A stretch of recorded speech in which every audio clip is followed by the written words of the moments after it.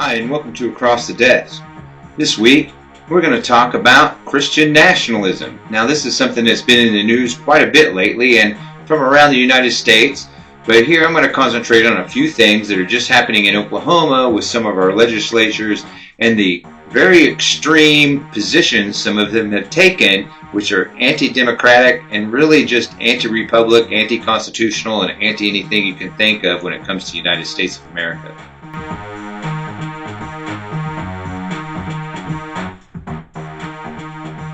Christian nationalism. Christian nationalism is defined as taking Christianity and instilling that into our government and governing by Christian principles, Christian guidance, Christian religion. Now, you would think this goes directly against the First Amendment of the Constitution, and it does. But Christian leaders, especially in our legislature and elsewhere, have been doing a good job of gaslighting everybody by saying, hey, you know, our founders were all Christians and they designed this to be a Christian nation. Well, that's not true. If you look at the history, if you read books like the autobiography of Benjamin Franklin, you will see he was not a Christian. He claimed to be a deist. As a matter of fact, he rejected Christianity at an early age, and it says so in his book. So when leaders come out to say that we are a Christian nation, they're lying to you. Or that it was founded by Christians on Christian principles. It wasn't. Now, let's be honest, most of the people who were in the United States of America, even at the time of the founding, were Christians. And a lot of the founders of the United States of America were Christians. Not all of them were. Some people were Jewish. We had Muslims here at the time. We had all kinds of people here in the United States of America when it came to its founding. And not only that, a whole bunch of different denominations on top of it all. So, where do we get all this? And where do we go with it? Well, I'm not really sure. I see that this is a power and control thing, especially with conservatives. See, conservatives see it as a way to control people, as a way to gain power. And that's how they're using it, if you look closely at what they're doing. I can go down the list and show you different bills that have come into the Oklahoma Legislature where they are trying to force their will. Like Jim Olsen, for instance. Jim Olsen has a bill to put the Ten Commandments in every classroom and every office in the state of Oklahoma. So, you look at that and you're like, well, one, not everybody is a Christian. Well, really, the Ten Commandments is out of the Old Testament, which was the Jewish text. So, and besides that, when you look at it, most of the 10 Commandments, 8 of the 10, go directly against the United States Constitution. Mostly the First Amendment. I mean, Commandment 1 is, there shall be no other God before me. That's absolutely a direct violation of the First Amendment. We should be able to have freedom of religion, which means we can be of any religion we choose. Buddhist, Muslim, Hindu, Christian, or a sect thereof. We're not regulated by law to any one. But yet, here we go with the commandment number 1 that Jim Olsen wants to put in that says, there shall be no other God before me, the Christian God. 2, there shall be no graven images of God. That's another one, right? Another First Amendment violation. And we can go down the list. Really, the only 2 is don't steal, don't murder.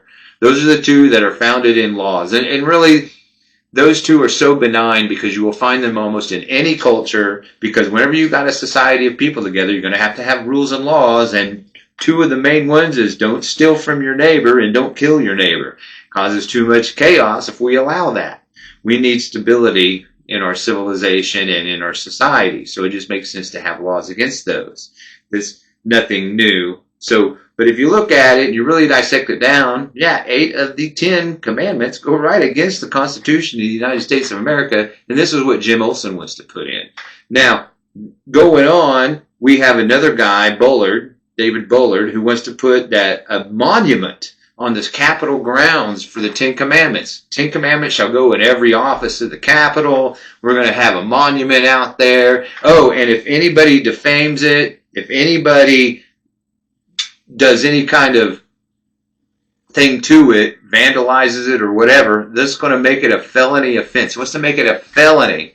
to vandalize the Ten Commandments in any way or whatever else that's out there, a felony. This guy is so butthurt on his own religion that if you do anything to harm it, well, he wants you to be a felon for doing it and go to prison. This is where this guy is at. And it's not the only crazy law that Bullard has out there on stuff against women, his anti-abortion stance on everything else. It's just kind of sick. It's kind of draconian the way this guy wants to operate. But when you look at him, I mean, the guy is, he doesn't look very sociable. Let's just put it that way. So you can kind of see where he would like to use this. And really what it is he's using it as a power and control item. That's what it is. This is all for power and it's all for control. That's what it is. It's very divisive. It's very narrow in what he wants to do with this. So that's what we have. We actually have a bill. We'll see what happens with it. They got till today, really, this week to get it out there, get everything in before the committee shut down and everything goes to the floor and they vote on it. So we'll see whatever goes on. But really, the Supreme Court of the Oklahoma Supreme Court has already said, hey, it goes against our Constitution, our state Constitution, to have that on Capitol grounds. We've already been through this once before, 10, 12 years ago already. So this should be a nothing burger of a thing, since we've already have a court case from the Supreme Court of Oklahoma saying that we can't have that on here. But here's David Bullard, not too bright up top, wanting to do this again, waste our time and money. And that's where we are with that. Now, the other thing that's pretty wild is there's a guy named Hardin, and he gave a speech. Now, this was a deal where he was in a conference out East Oklahoma. This is where that guy, Tom, said, hey, what he said about LGBTQ people, we don't want them here, they're filth. This was at the same thing. And what he said was, we are a religious state. We're going to fight to keep that filth out of Oklahoma because we're a Christian state. We're a moral state. That's what that Woods guy said. Now, that's what Tom Woods said. Now, there's another guy, this Hardin guy, said, hey, you know what? My faith is Christianity. I think I want children to be able to enjoy in that faith. He said, and he wants to do that with our public schools. He wants to see in our public schools that children should be inundated with the Christian religion until they're 18 years old. He actually said this, hey, I think that we should teach by my faith, and his faith is Christianity. And those kids should be of my faith, which is Christianity, until they're 18. And then if they don't want to be a part of Christianity after that, they don't have to be, which is kind of a lie. He does want them to be in there. He even got stuff for colleges and everything else, so he's full of baloney when he says stuff like that. But the most thing I want to point out is just how whoa this is, that he wants all kids under 18, no matter their background. It doesn't matter if your parents are Buddhist or Hindu or Muslim or Wiccan or whatever else, atheist or anything, your kid's going to be a Christian until they're 18, because he's going to make sure the power of the state says they are. This is totally against the First Amendment. This is violating the First Amendment rights, not only of those kids, but of the parents of those kids. So whenever you hear a conservative or Republican say, you know what, we're for the parents' control, the parents should have control, well, only the parents they want to have control, the Christian parents. Because if you're a parent that's not a Christian, that doesn't align with them politically, well, they don't want you to be in control of your own kids. As a matter of fact, they would like to take those kids away from you and indoctrinate them against their own parents by putting them into Christian homes and everything else. There's a deal on adoption right now going through. It's passed through. We'll see if it passes and gets signed into law. But it's on adoption.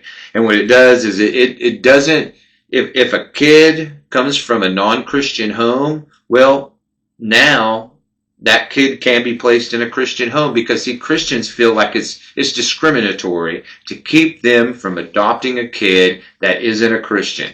Because see, what they want to do is they want to take that kid and they want to instill him with Jesus Christ. That's exactly what they want to do with this kid. They want to indoctrinate the kid away from their parents into a religion that they don't share. That's exactly why they're doing this. And then they're going to pull the card of discrimination and bigotry if you don't let them adopt a kid that's not a Christian. But, I'd like to see some How that goes the other way, if, say, a couple was Muslim who wanted to adopt a Christian kid, I bet they would have a fit over that. I bet there would be all kinds of press and everything else and just how awful that is. Because, we're founded as a Christian nation, and our laws should be based on Christian dogma and the Bible, which is way out baloney and just as far out into left field as you can get. Anyway, or right field if you want to look at it like that. So here we go, harden, the most dangerous thing I see, forcing kids under 18, no matter their background, to be Christians and in public school, whether they like it or not. Now, the last item I want to talk about is a guy who I think is probably one of the most dangerous people in the Senate of Oklahoma, and he is a freshman senator, just got in there from southeast Oklahoma, and that would be Dusty Deevers. Dusty Deevers was a preacher. He's a Christian nationalist. He is overboard Christian. He is so overboard Christian that he doesn't accept the First Amendment for what it is. He wants to pervert it to his own kind of definition that he has, which says that no, man, that First Amendment means freedom of religion, not from it. So basically saying you don't have freedom. This is a guy who really hates your freedom. If you're not a Christian, he hates your freedom. He doesn't want you here in the United States, especially in Oklahoma. And he's stated this on his Twitter feed more than once. He's got things in there on his Twitter feed about, hey, I'm all for dictatorship if it kills off the evil in this country. We should want that dictatorship. He actually says this in his deal and gives Bible verses for it, talking about kings and lords and stuff, which is weird, right? Talking about how Jesus is king and he's the Lord and we need kings and lords. And you're like, that goes against the United States Constitution. There's provisions in the United States Constitution against us ever giving title of royalty or nobility to anyone, but yet he's on his Twitter feed constantly talking about kings and lords and all this stuff in a feudal system, which we don't have in this country. We don't recognize titles. We don't give them out. We don't accept them. Here's Dusty Deevers, who just wants to turn us to some kind of feudalist system. I'm not sure, but the thing he talks about it in the context is that, hey, he's all for having a king of the United States of America if it gets rid of, persecutes, and destroys, exterminates the evil in the United States of America. And what would that evil be? Well, the evil would be anyone who's not Christian. If you're non-Christian, well, there you go. And this goes into so many other things you see too, like with Steve Bannon. Steve Bannon was on a podcast talking about how, hey, if you're not a Christian nationalist, we need to purge you.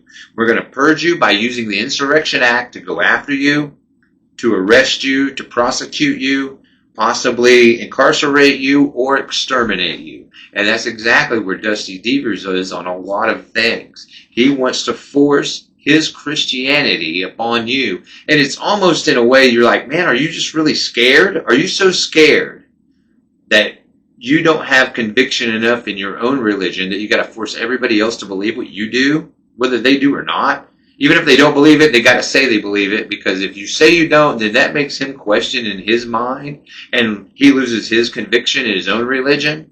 Is that where we're at with this? Is that what we're saying? And so there we are, right there, right? So Dusty Deevers wants to, have a dictatorship, and he feels fine with it as long as it kills off the evil, his evil, that he determines what that is. He also has a bill, and has several, but the one that really is concerning is there's one on abortion that he does an amendatory bill. Now, we have a bill against abortion right now, and in it says we won't go after the woman for anything. We won't charge the woman for nothing or anything else. Well, he has an amendatory bill of that strikes out all that language and actually says, hey, no. If a woman gets an abortion, we're going to prosecute her for murder. That's exactly what she wants to do. This is how extreme he is right here. He wants to go after women for murder if they have an abortion, if they take an abortion a morning after pill, or use any kind of contraception that may possibly stop a pregnancy. He wants them prosecuted for murder.